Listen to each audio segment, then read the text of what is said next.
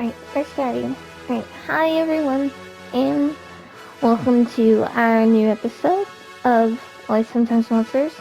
Last time we confessed our sins to Mark, I guess, or whoever was there, and then we went home, had a sleep, had a dream about the past, trying to find a pencil. Ended up finding that Mr. McAllister and his, I forget her name, I'm so sorry, but she's like the space teacher or something like that, and are having a little thing, and they got caught in the supply closet because I was going to turn my paper in, and apparently my paper is identical to Sam's, which is funny because I just finished it, so how is it identical? But that also means she plagiarized off us. She stole our stuff. And so we ended up at the Bluffs because the lady was like, I'll talk to him, try to calm him down, but I need you to do me a favor, go help Mark out and stuff like that. And so we ended up kissing him because she does like him. And it showed Sam. So Sam knows. And now we're in Mark's trailer.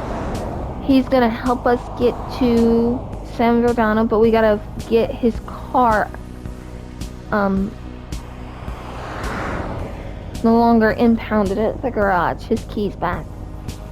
He told us I am so sorry, I wasn't expecting that. He told us that we needed to make sure what we wanted in San Verdano. So she's sure I want to be there for him. Well, I want to be there for him. I don't know what her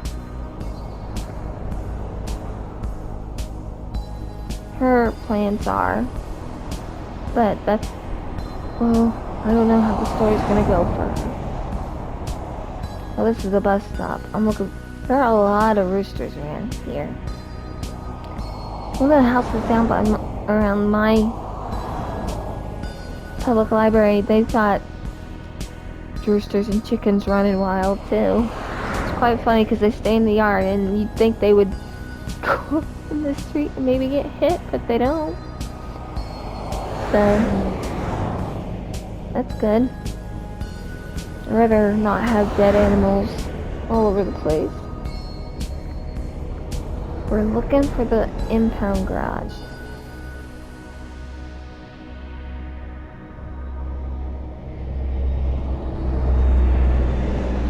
There really are a lot of the strip club again. That's not what I wanted.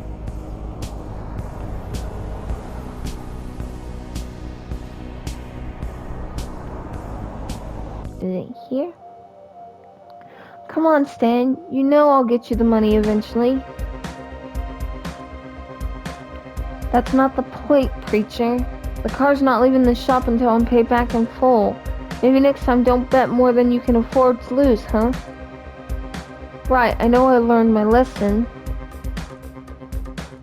And you'll be right there just waiting for me when I slip up again, too. Do you ever get tired of profiting off of others' failings? Possibly.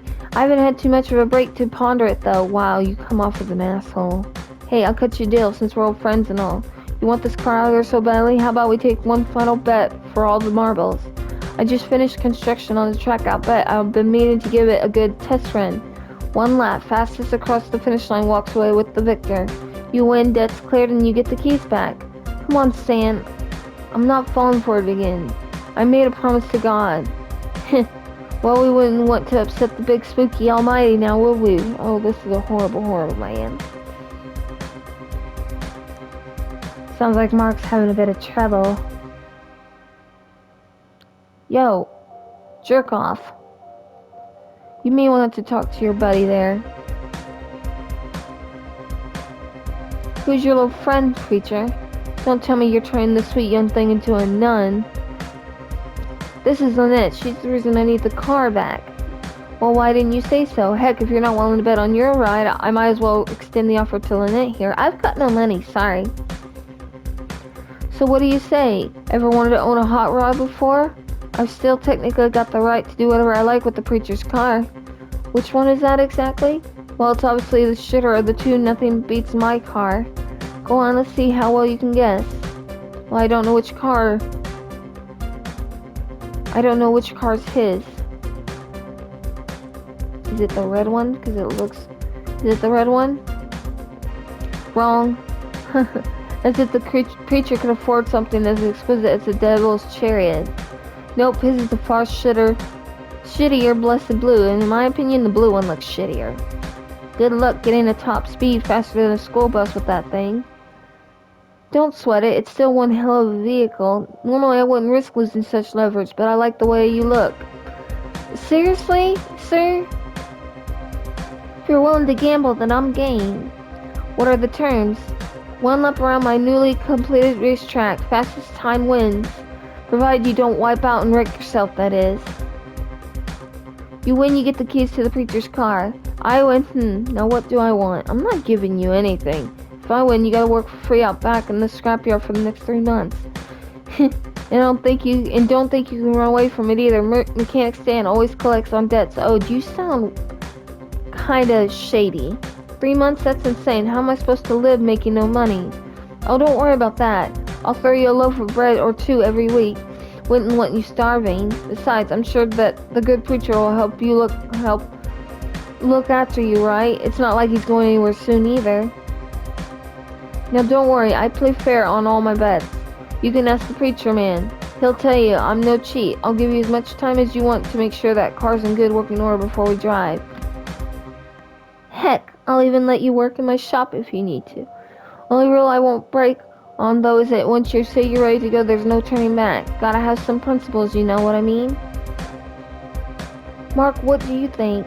It's dangerous. Not only Stan is a crafty bastard, but he's one hell of a driver. As that may be, it's our only way out of town. There's no bus service to San Bernardino, and I don't know where we could get another car. Then we don't have a choice, do we? Always have a choice, baby girl. Unfortunately, the alternative is giving up on San Bernardino. I'll help you no matter what you decide to do, but this is a decision you have to make on your own. So what's it gonna be? Do I risk it all or give up? I can't save. I guess we'll risk it all. If I'm willing to risk it all myself, then what have I been doing this whole time? Alright, Stan, you've got a deal. I don't like you. I'll play your little game. Well then, let's shake on it and call it a day. This guy sounds... I just don't. Oh, I missed that line. This is gonna be a lot of fun. I'll see you two later. Don't try anything funny while I'm gone. Remember, God's watching. Go away. You know I'm not afraid of us losing. Why is that? I see it so clearly now. This is just a test of our fate. We're gonna be just fine, baby girl. We've got God on our side. Well, ain't that a relief? Well, let's go take a look at this old beast and see how she's doing. It's been a while since I've checked under the hood of old Blessed Blue.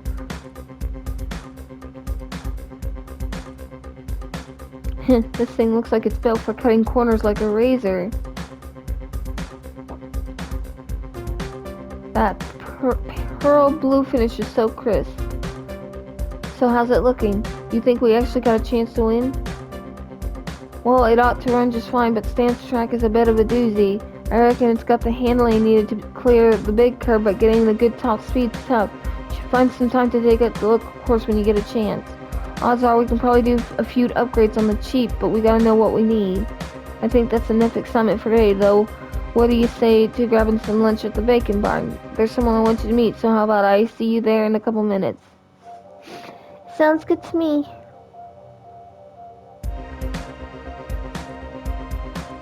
Bye, Mark. Well, it sure beats walking to San Bernardino, I guess. There's this track out here.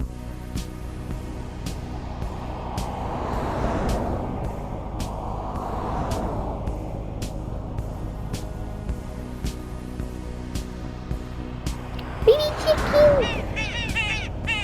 Okay, that is not what I imagined you to sound like. So it's like straight down.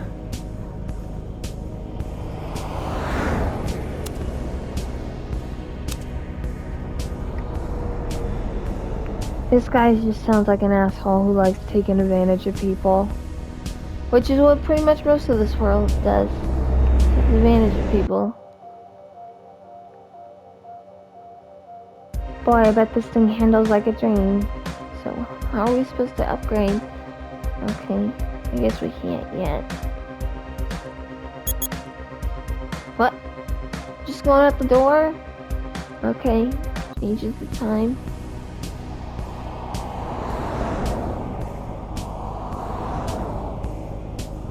I don't want to go to the strip club. I know it's up there. I keep forgetting.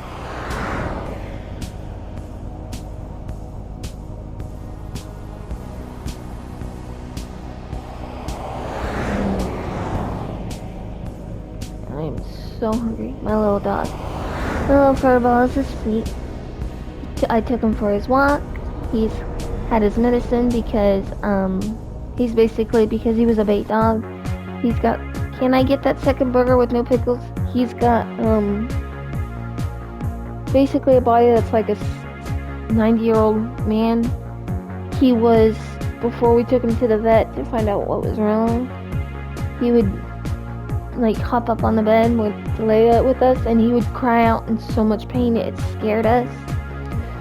And that's where we found out, because of how much they hit him, his body is in pain. He's not to the point where he had, like they said, he was not to the point where he had to be euthanized or whatever that word is to put him down, basically.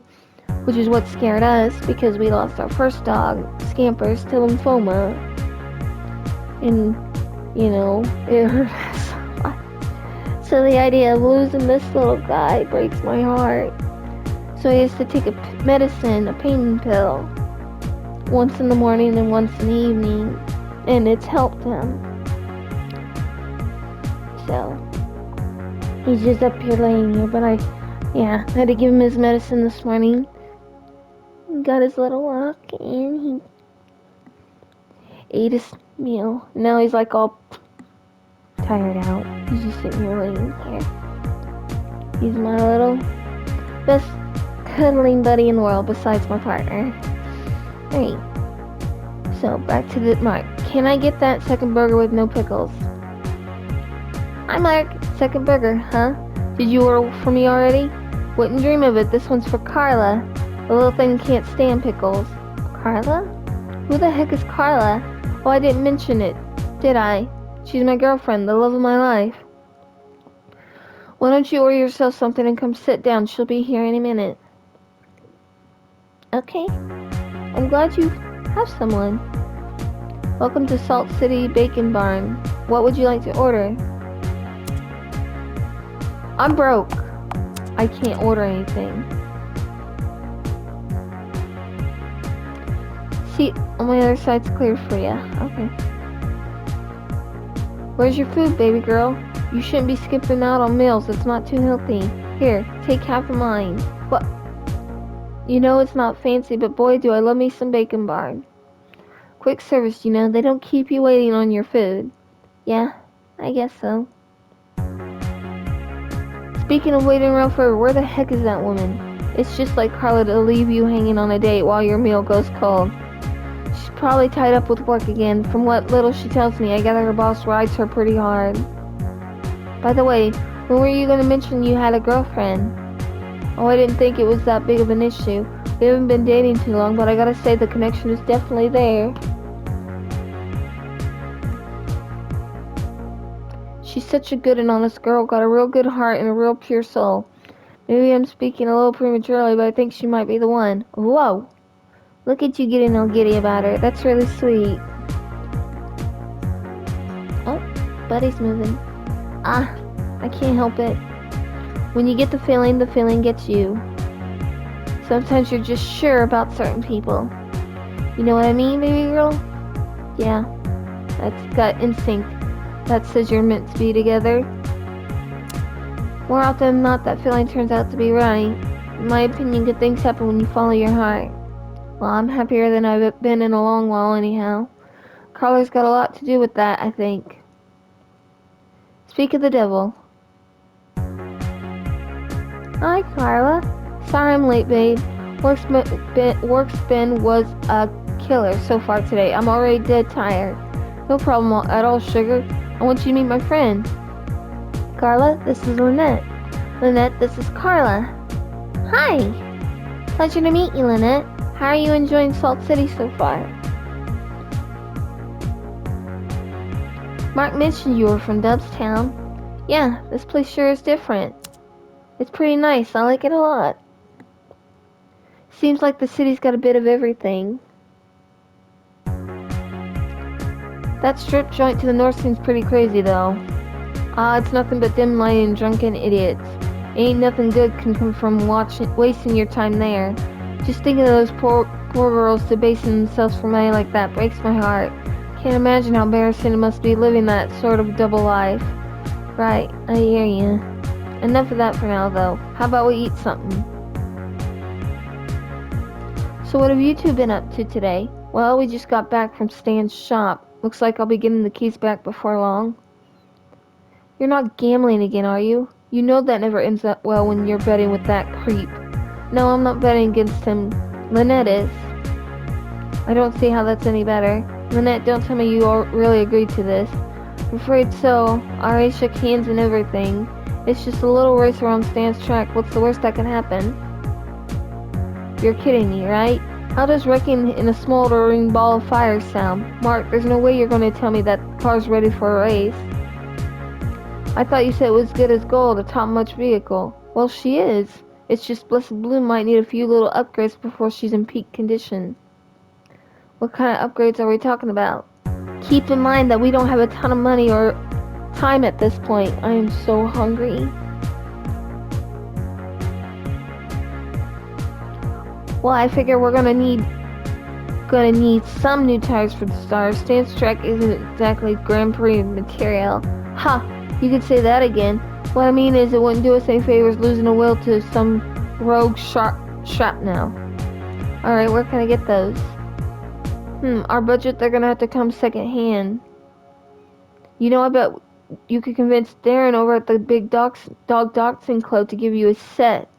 He uses them for training his fighters, but membership's been a little low these days, so he'll have extras to spare. Okay, let's go talk to Darren about the tires then. Just be sure you're ready to break a sweat. Darren doesn't let anyone leave his club in a dry shirt. Oh, wonderful. What else is on the list for repairs? What isn't on the list? Well, the gear shift has a tendency to stick, unfortunately. There's nothing worse than being on a straightaway and getting caught in low gear. Shouldn't be too hard to fix if we can find some industrial cleaner and give it a good rinse. Only problem is the stuff we need is really strong. Over-the-counter stuff won't cut it, I'm afraid. Where can we get that then? We'll need to find someone who deals with these sorts of chemicals regularly. There's a fellow, James, I think his name is. Hangs out near the closed-down super gas just north of the trailer park. Trouble kid, but he knows his chemistry, that's for sure. You're not talking about that Skid Row weirdo, are you? You know what he does for a living, don't you? Never paid that any mind. It's not our place to judge. Some people ain't got the luxury of choosing their path in their life. No sense looking down on them for it. That's nice. Hey, whatever you want. Now I gather he's a bit of a paranoid sort, so be prepared for a lot of mistrust. Alright, I'll see about paying him a visit. Is that everything then? Well, Blessed Blue's fast, but she ain't the fastest. There's a jump in Stan's course, and unless we can get a good top speed, we might not clear it. I reckon we'll need better transmission if we're... new transmission. I did not mean to hit that. How the heck are we gonna afford that? I'm guessing that's expensive. I don't know much about cars. Well, you're right. They ain't cheap. Thankfully, though, Stan's not the only gearhead in town. Okay. Oh, yeah? Who's that? Another one of those folks in the trailer park. Old guy named Colburn. Colburn. Wow. Colburn. He lives in the green trailer all alone. Spends way too much time by the campfire. Back in his prime, he was something of a premier mechanic, or so I've heard. Honestly, don't know much more than that, but if anyone can get us what we need, it's him. I actually know who you're talking about. We met on my way into town. That's true. Oh, well then. I guess this will be a piece of cake. See, the plan's coming together like a real good thing. The way I see it, we'll have the keys back within a week. Alright, let me just write all this down so I can keep it straight. You wrote down a car parts list. Now it's gonna take some time to get everything, so don't dilly-dally on it. I know you're not interested in staying here too long. Right, we've gotta move on eventually. Speaking of getting move on, I'm due back at the church. Carly, you be good? Lynette, I guess come and find me at the church tomorrow and we can get a start on that list. You be good, darling. You too, sweetheart. Aww.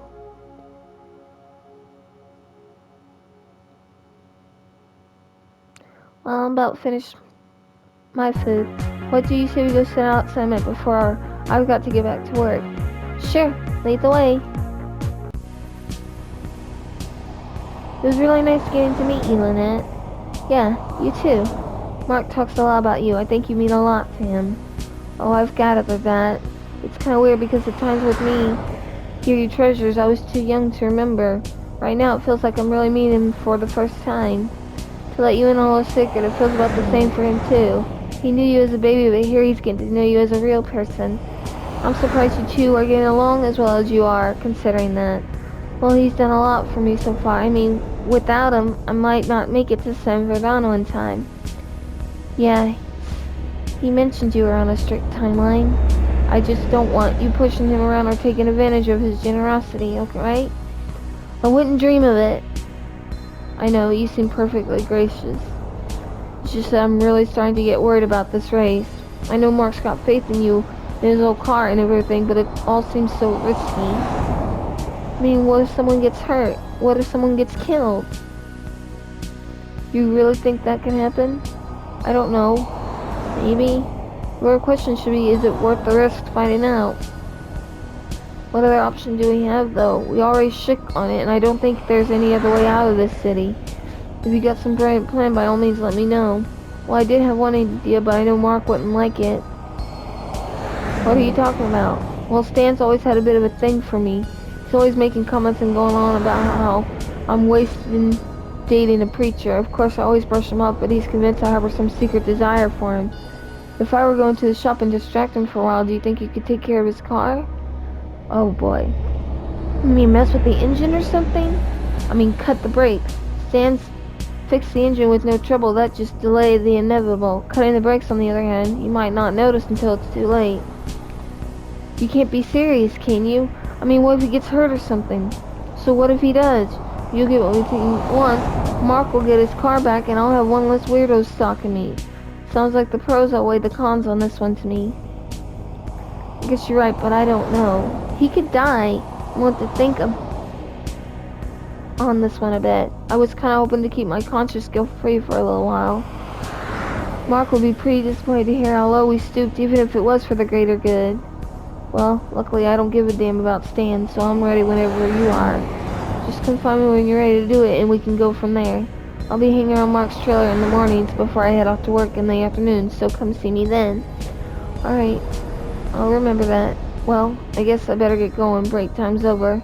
It was good talking to you, Lynette. Yeah, you too. Wow, she wants us to cut the brake lines. Alright, let's get back to Mark's.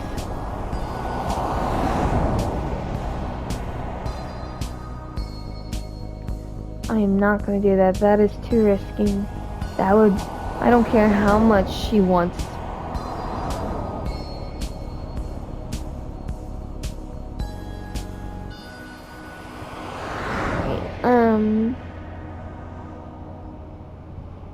He's the one with the stuff. So I think what I'll do is I'll leave myself here.